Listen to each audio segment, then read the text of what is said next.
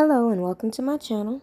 Go ahead, hit the like, hit the share, subscribe if you haven't already. If you haven't looked at the internet, these Oscars still have everybody feeling some type of way. And it's very ironic when I make certain points and I bring to the forefront that when we see things like this, we should also notice these topics are intentionally put out here for everybody to give their opinions, and nobody recognizes how it causes so much division around remedial points that make no sense when nobody wants to address right from right, wrong from wrong. It seems like depending on who you are, people will make a million excuses when you do things publicly that are wrong, yet they will allow other people to monopolize these platforms to talk about all the things that they heard other people doing that makes no sense. So when I watch all these celebrities and their hypocritical responses, and even old Gayle King posing to the public, all these people who were sickened and how they're trying to figure out the best cause of discipline for Will Smith. That's very funny, because I know what would happen in the real world if somebody like me did the same thing, and I can guarantee it won't be all these excuses as to why I was triggered to respond. Yet as I hear these people stage this united front around Will Smith and talk about how he was just protecting the black woman, I find that very comical. Especially when you can clearly see his natural reaction to the joke.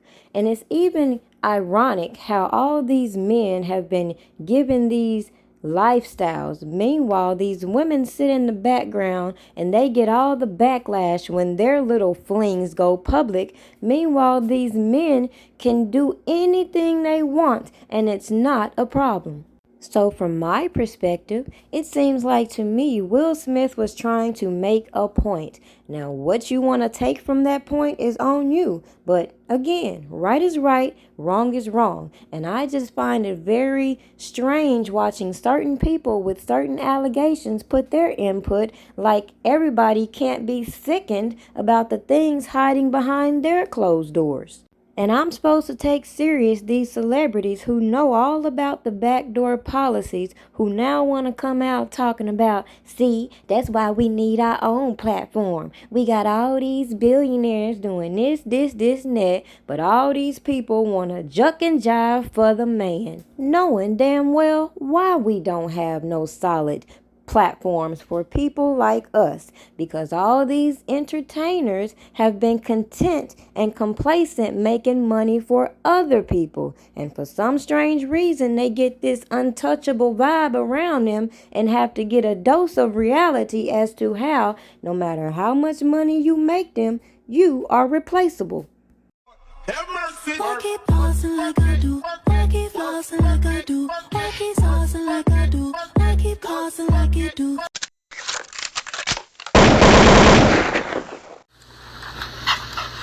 Yo, can I get with you? What? ACT, did you see this? Look, if it ain't official Dana J, Levi for Kelly, Primadonnanews, I don't even want to see it. Just take the time. Look, you got some weed? Dang. Gotta get some. All right, hurry up. These and them here, everybody here, we waiting on you. All right.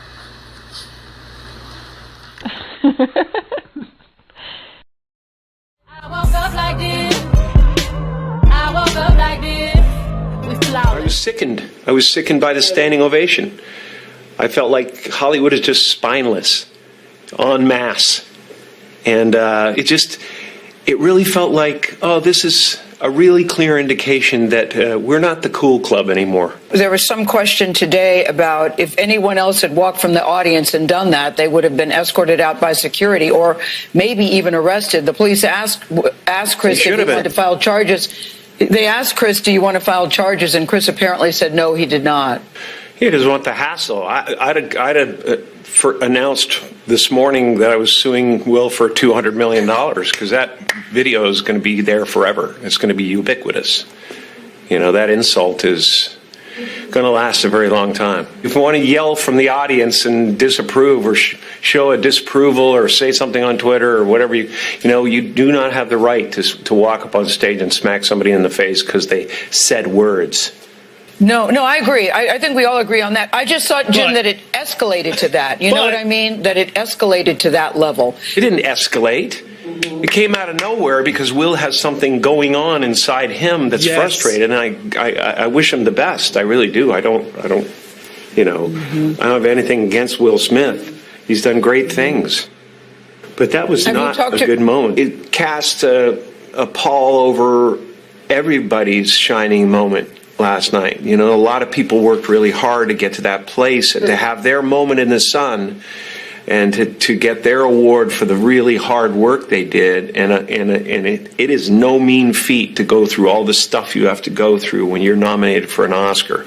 It's a gauntlet of devotion that you have to do, and it was just a selfish moment that cast a pall over the whole thing.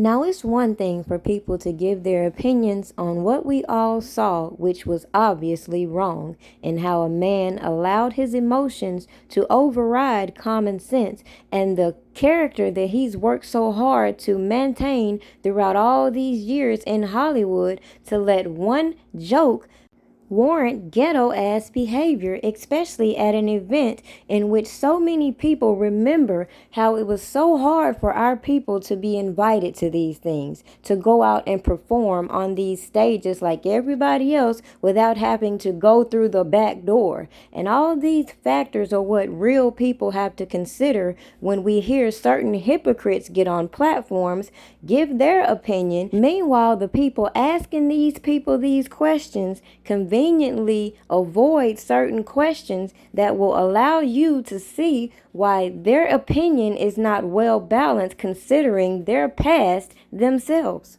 As the old saying go, get the plank out of your eye before you start looking for splinters in mine. So with that being said, let's drop this video to give you insight at some of the allegations I've talked about and uncovered about Jim Carrey in specific that had me sickened as well. But yet he's still active in Hollywood.